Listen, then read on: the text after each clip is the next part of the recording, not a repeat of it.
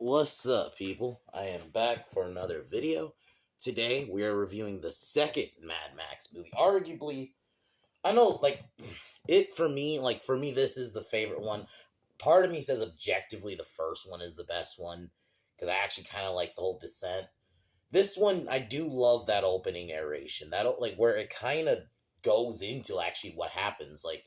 Widespread war caused oil shortages, basically people going back to their more feral primal state, and that's where we end up in Mad Max. And it was quick. It wasn't like a long ass narrate. No, it was like maybe 5 minutes. And then you see Max.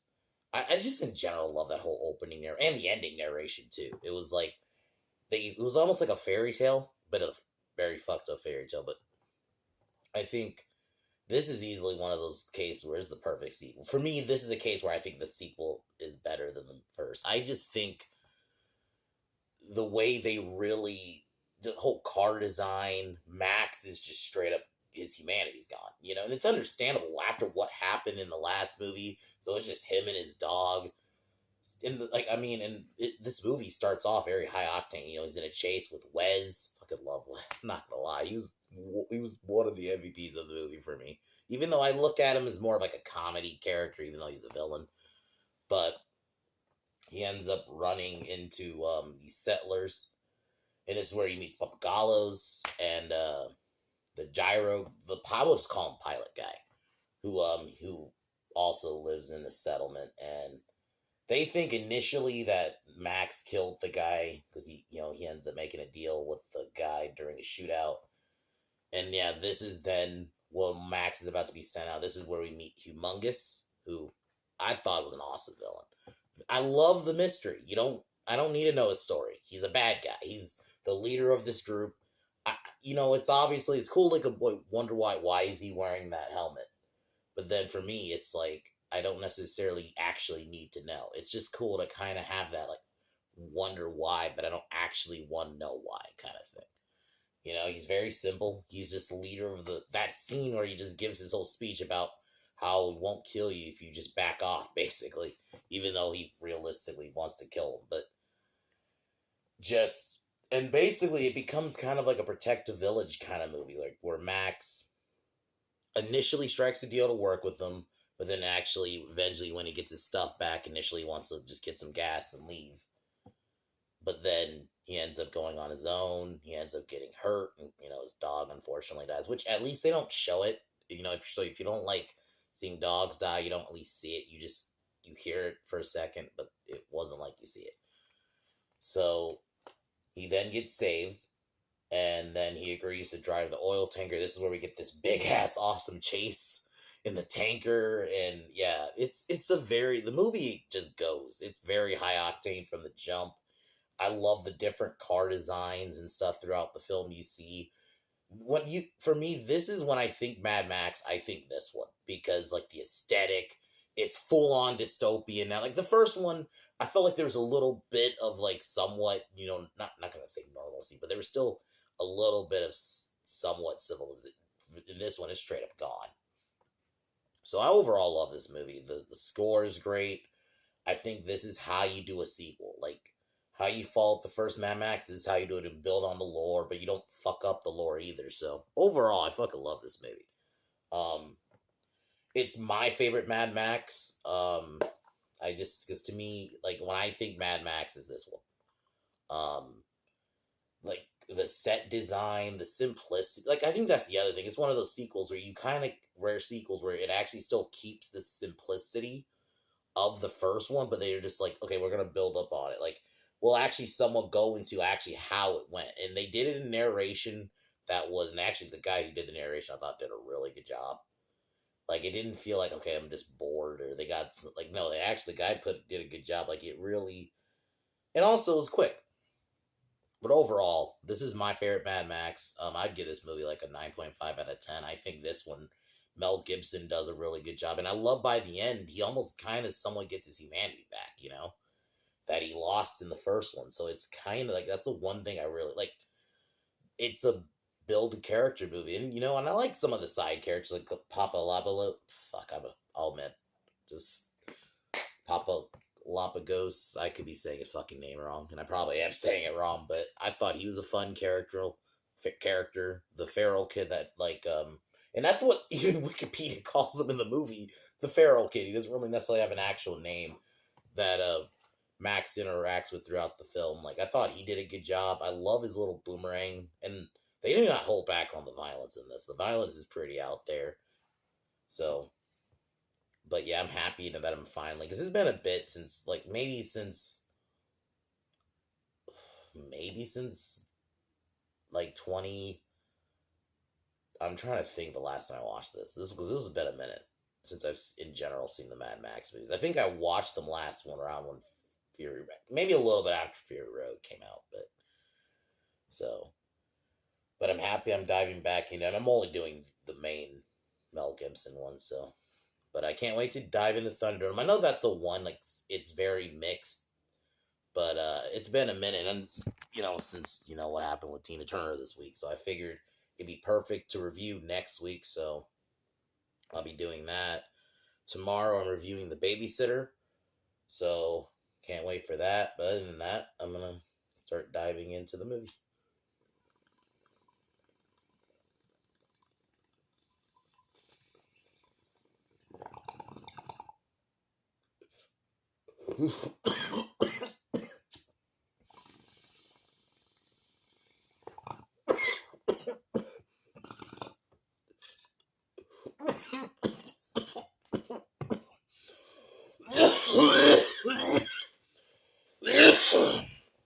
So, movie opens up, like I said, you get this opening narration where you kind of get the actual backstory, and I love those, like, the footage they used. And I thought it got right to the point too, like once the oil shortages started, moral decay started happening, and you just kind of get what happens, and then you just get this kick-ass opening with Mel chasing Wes, but he manages to chase him off, and then this is where we find out that there is like a village that has a bunch of gas, because during a shootout, also while this happens, a guy tries to attack him. Max ends up cuffing him, and then this is where they kind of like watch out for this village, and then so we get a shootout, and this is where Max makes a deal with one of the people of the village, and Max brings him back in, but they think, because he ends up dying, that Max killed him. This is where we meet the leader of the village, Papalapagos. I thought he was a fun character. I could be saying his name wrong once again, but I'm loving it. Like, and this thing in general, I love the costume design. I love how out there it is. It makes sense in this world, like the aesthetic. But before, like, they handcuff Max, they take his car away and all his weaponry. Humongous and Wes, and all his marauders arrive. And this is where we get that, I would probably say, one of the more iconic scenes in them. That's probably going to be a thumbnail of the video. Is him with the fucking microphone, just giving this awesome speech. He even chokes out fucking Wes. Like, he just ends up choking him out too, just for the fuck of it. And I love, like, he literally had people tied to to his car. Like, people are like literally tied to the car, like his vehicle. Like, it's just the set design, I think they really is top notch in this. So it's actually one of my favorite things about the movie is just the set design. Like, they really put it out there, like, this world is fucked and you don't want to be there. Like, they really capture that. Like, the moral decay is, like, very much captured in this. And I thought they really furthered that in this one. Like I said, the depravity from the last one, depravity of man. I think this one is, like, the decay it's just there now. So it turns out that Humongous actually ends up still wanting to kill them anyway. So Max strikes a deal with them that if they give him his weaponry back and his car back, he'll steal the gasoline truck from them. He does that. But then when he gets his gas, he plans on leaving. The movie goes pretty quick too. Like, I love like the little settlement, like the little things they do, like each, like the Marauders have their own little culture, and then you have like this village that has their own little culture. I really like it. Like they really capture that. So George Miller, I got to give him credit, man. They really capture the like differences, and then Max ends up going on his own, but then he ends up getting attacked by Wes and a bunch of Marauders. They end up crashing his car. Max ends up getting injured, and yeah, this is where Max's dog ends up dying, and pretty sad though. Like it's pretty sad. And then I think his name is Gyro. Who you see him earlier in the movie. He ends up saving Max, and I even love like when Max like they really I love that vision like visual like where you're just looking at someone like it's first person, but they make it seem like you're because he's knocked out. Like obviously he's so things are gonna look weird. So his vision's kind of starting to get a little fucked up, right? So they end up taking him back, healing him. Even though he's still injured, Max agrees to drive the truck. And this is where we get that awesome scene. Basically the big chase in the end. And that's really the rest of the movie is this big final chase. Humongous and his fucking vehicle. Wes and his and Wes and a bunch of other people end up dying.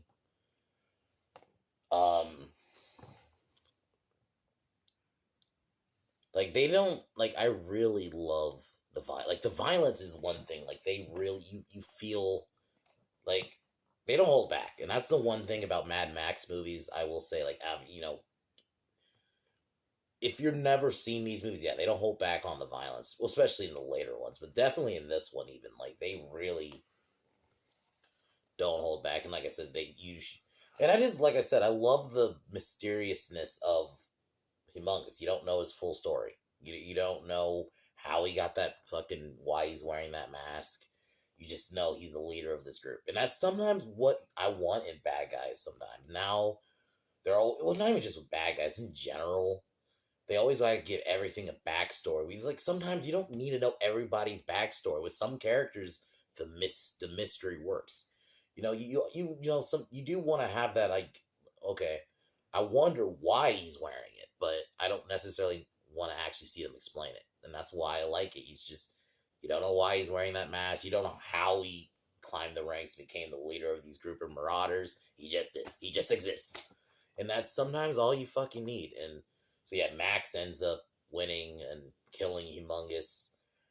And then this is actually, I love the reveal. This reveal is done really well where the person narrating is actually the feral kid older. So I thought that was cool. Basically explaining he never saw Max again. Like I said, I liked the whole narration. I thought that was cool. It gave an interesting kind of perspective. Like it's almost like Max was the main character in the movie, but he also was like this kid was you're looking through his. They did a good job of making you look through his eyes, but also it was good. He was kind of feral, so he didn't have like a lot of dialogue, so it works. But yeah, overall, I love Mad Max 2. It's the perfect sequel. That's probably what I'm gonna title it this video because it is. It's the perfect sequel. This is how you build on a story. And I thought Mel Gibson played Max perfectly, and especially in the beginning. I love Max without basically his humanity's gone. You see what happens to his family early.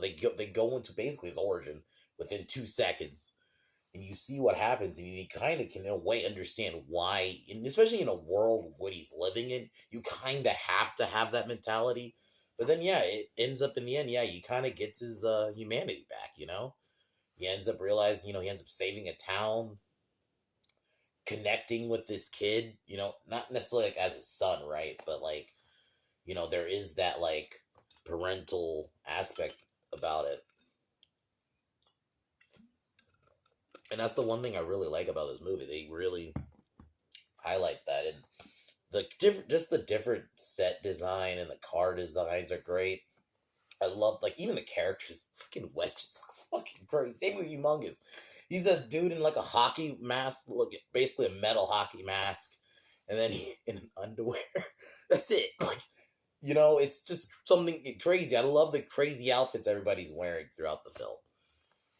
Like they really for me, when you put your work into the set design and costume design and all that, like you really are trying with your film. you want to actually make it capture the look you want for it. I thought this one does it perfect. Even Thunderdome, even though Thunderdome they go a bit like out there, and it still works for me.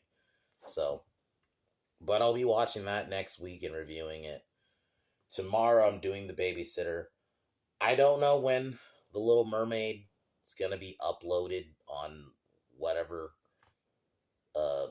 on the seaside I'm using, but whenever it does, I will be roasting, and I probably will try to find a way to live tweet while I watch it. So, because kind of get my live reaction to it in a way, like on Twitter. But I will be roasting that movie. So, but that's my plan throughout the week.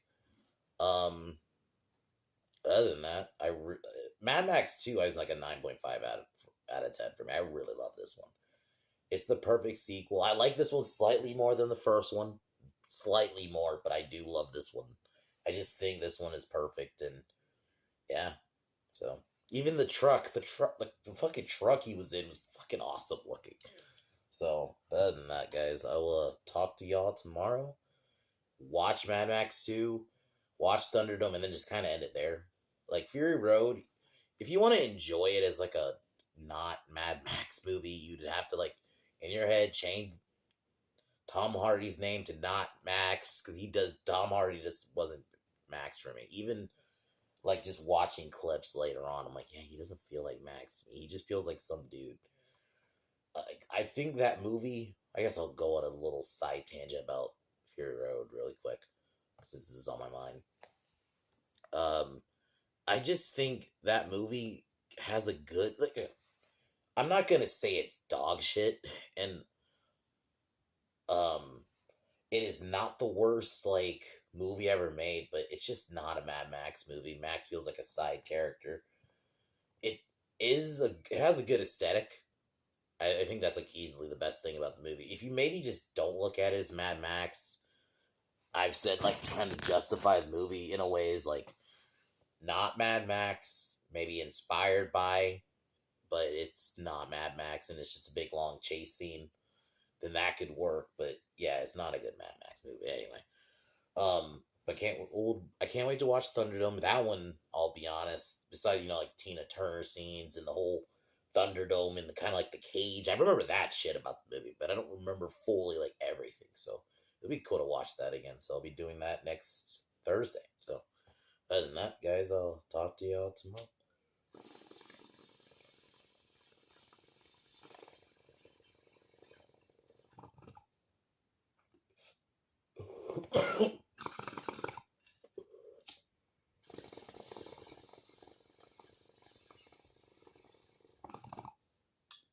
But I'll talk to y'all next time. Peace.